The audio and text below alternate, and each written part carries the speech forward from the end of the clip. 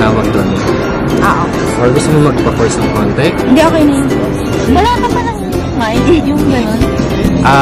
Budgetarian muna tayo. Ito yung purpose nun. Road bike. Yung may parang daga? $400 kasi yun, 500.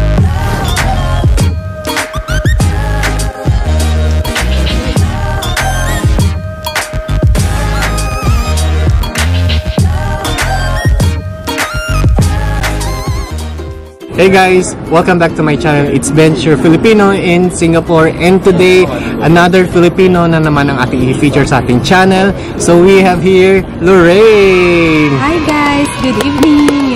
I am Lorraine, your Filipino nurse in Singapore. So sa mga bagong subscriber ni Kuya Benj, don't forget to like and subscribe and watch the full video. Yes!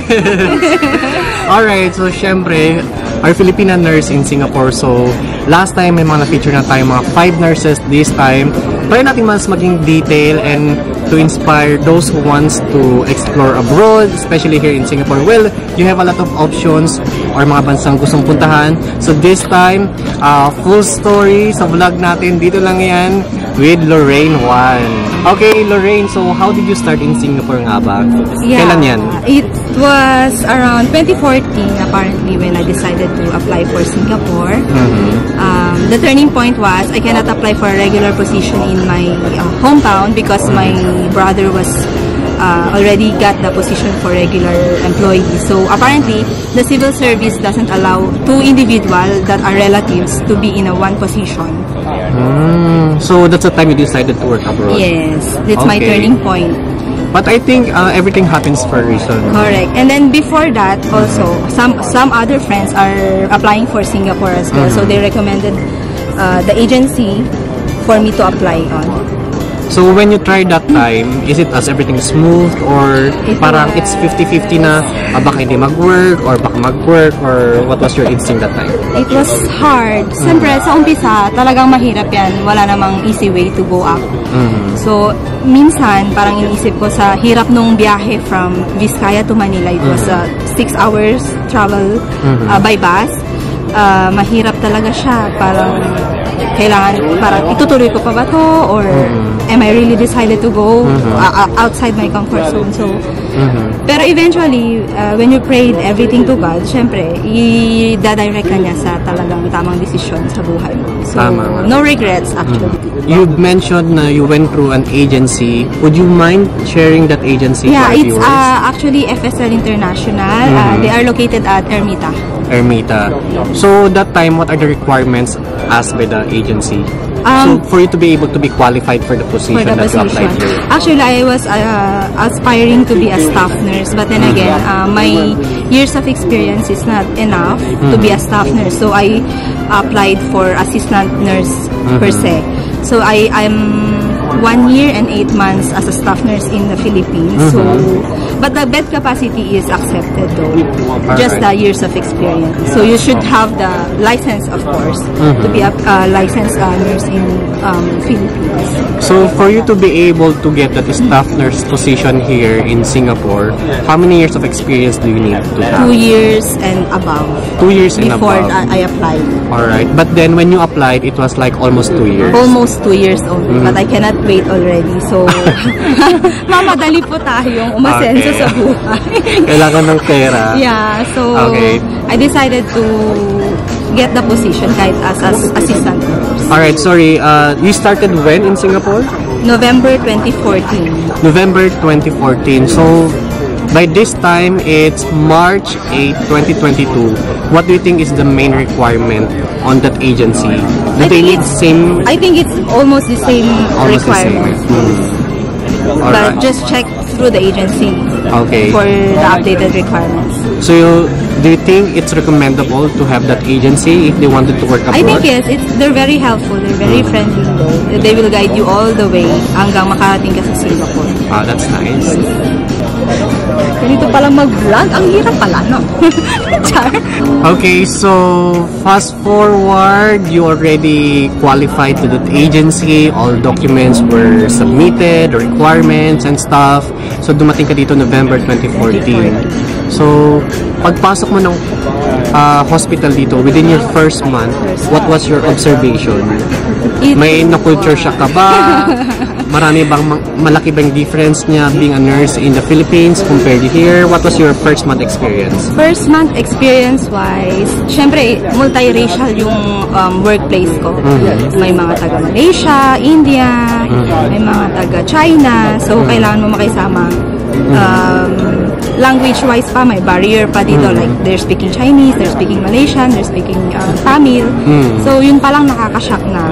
And then, in my first week of experience as a assistant nurse, palang ito, may pasyente nang sumuntok sa akin, which apparently, hindi ko naman pwedeng suntukin pabalik. So, parang naiiyak na ako dun sa mismong trabaho ko, pero kailangan mo siyang i-tolerate kasi nga, you're working here already. So, you just have to adjust by the people around you. Mahirap siya kasi parang hindi siya katulad sa Pinas na may mga bantay ang mga pasyente mo. Dito, you need to do everything for the patient. Like giving water, magpapaligo ka, mag-change diaper ka. It's really a culture shock. Wait lang. Hindi naman ako nurse or related sa medical field.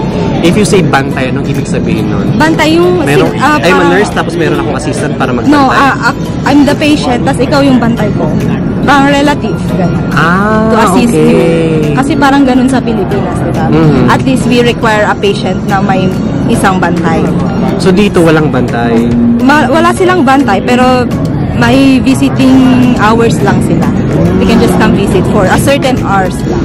Hindi typical na mga kapag may hospital sa Pilipinas is yung family mo talaga magbabantay the whole duration. Correct. Some patient, they have a helper but most of the time, wala talaga.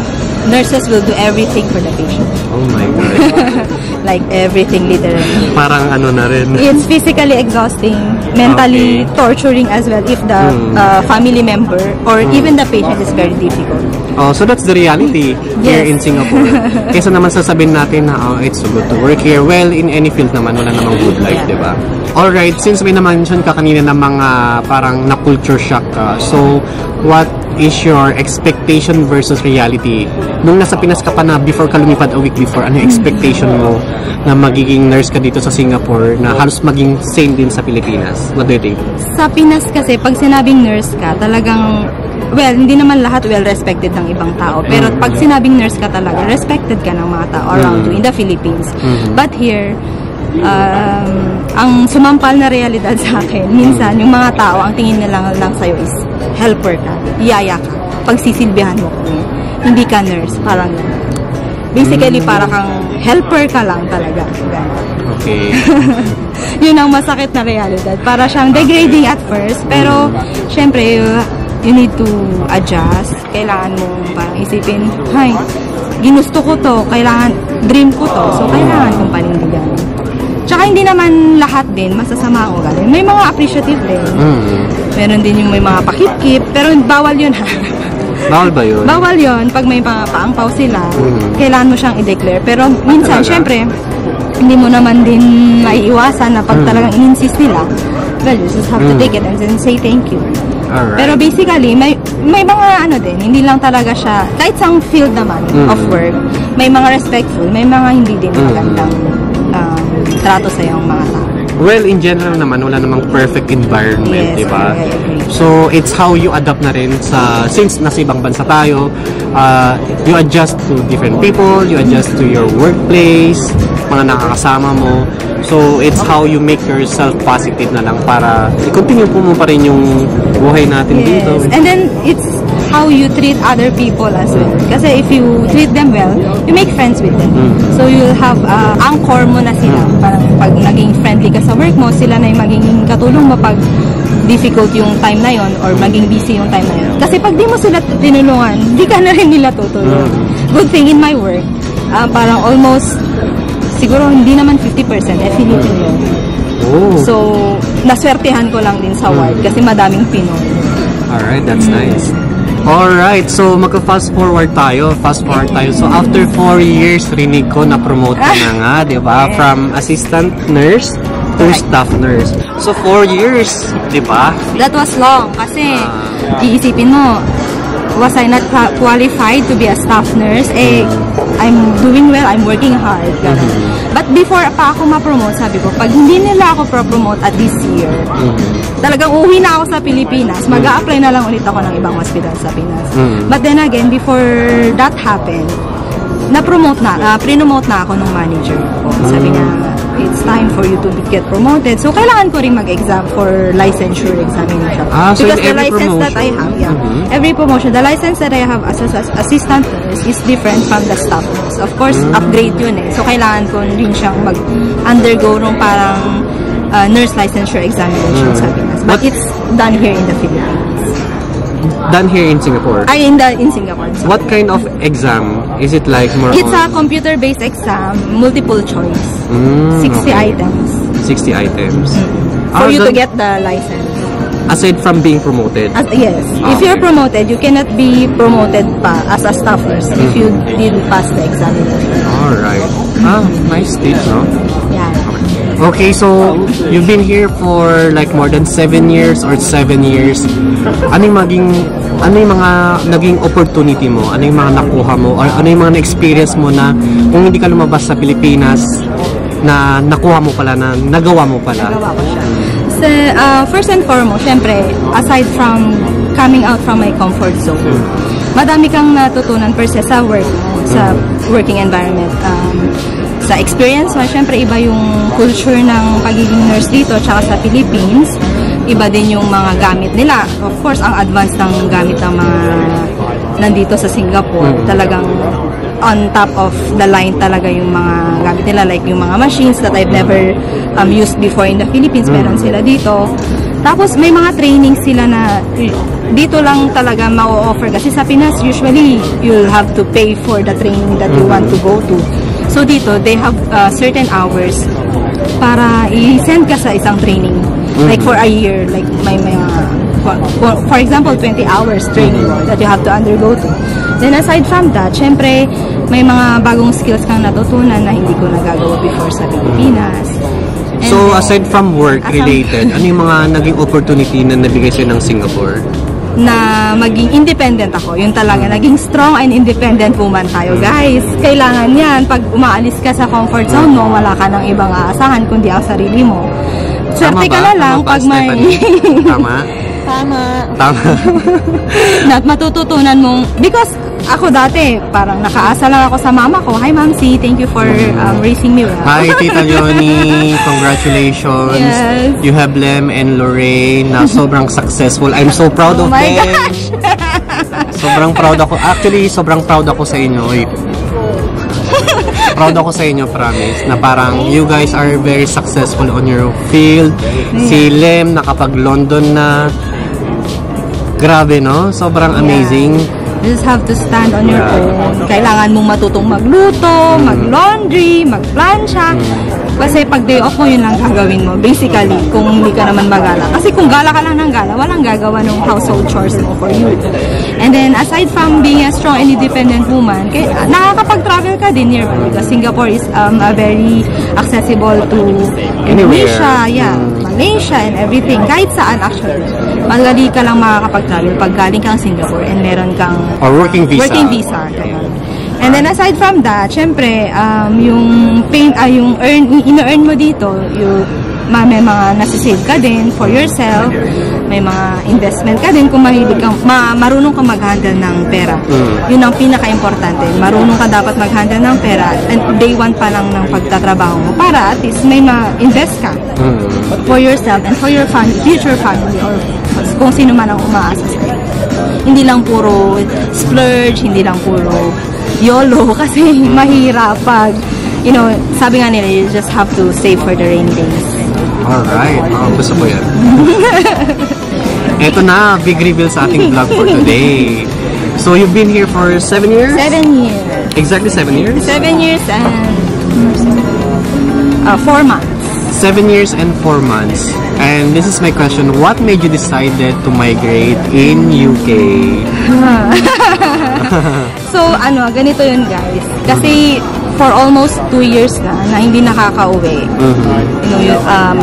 mag-iisip ka, parang paano ko makakasama yung family ko ng madulisan. Kung for example, ang tagal ng pandemic na to, aabutin tayo ng 5-10 years, hindi naman natin masasabi. May mga war pang on the side na nangyayari. So, ang naisip ko lang, sabi ko, why not I'll try to take the OET, English exam for nurses, para makapag-migrate ako in other parts of the world as a nurse. So, habang hindi ako nakaka-uwi, I diverted myself to study self-review for the English exam. So, fortunately, nakapasa naman tayo last August 2021. So, I decided na why not? Actually this one, yung English exam, I was planning to take it last 2 years ago pa.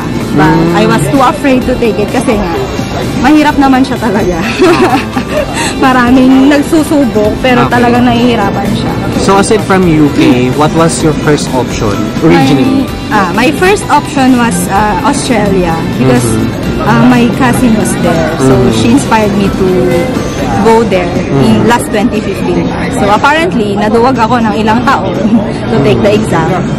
Buti na lang, pandemic happened. That's the good thing that pandemic brought me. Pandemic brought me courage to at least finally take the exam. So, actually, parang iniisip ko na lang siya na right timing lang talaga siya for me. Na talagang nagtuloy-tuloy siya. After makapasa ng exam, lalanin na siya. Pwede ka nang mag-apply kung saan mo man gusto. Ayun na nga guys. So si Lorraine, nakapasa na nga siya. Papuntang UK with all the requirements, documents, everything has been processed. Yes. So ngayon, since balis ka na, syempre, inspire naman natin yung mga gustong mag-Singapore. So what do you think is the best advice to those future nurses who wants to explore abroad, specifically here in Singapore? For me, kung bagong nurse ka pa lang, kakagraduate mo, you just have to take, parang mag-experience ka muna. Huwag ka munang magmamadali if you're still just graduated from nursing. Kasi kailangan talaga ng experience. So, it's a safe na dapat 3 years ang experience para makakuha na? Safe to say, siguro mga 2 years na lang. 2 years. And then, ang gusto kasi nila, 200 capacity or 150 and above. Minsan kasi, nag-change din ng criteria. So, you just have to check with the agency. Kaya, mag-experience ka. So, para mas okay pa rin kasi lumabas ng bansa kung may experience ka. Before I forget, magkano binayaran mo sa agency? Sabihin na natin 120,000 and above kasi marami ka pang expenses on the side. Yes, yung travel mo pa, kung taga-probinsya ka, mahirap mag-ano pa doon. Alright. Mag-add up pa lahat. Alright, so ayun na nga guys, sana may natutunan kayo sa vlog na to featuring Lorraine, our Filipino nurse at the moment here in Singapore kasi in few weeks ilipat na siya ng UK kaya Filipino nurse na siya sa UK, di ba? So thank you so much for this vlog. Thank you so much. For sure marami tayong na-inspire ng mga future nurses dyan. Kung nagustuhan niyo naman tong video na to guys, please don't forget to like at paki-subscribe na rin kung bago pa kayo dito at magkita-kita tayo next time dito sa Singapore sa mga vlogs natin and see you next time. Bye! Thank you, Steph!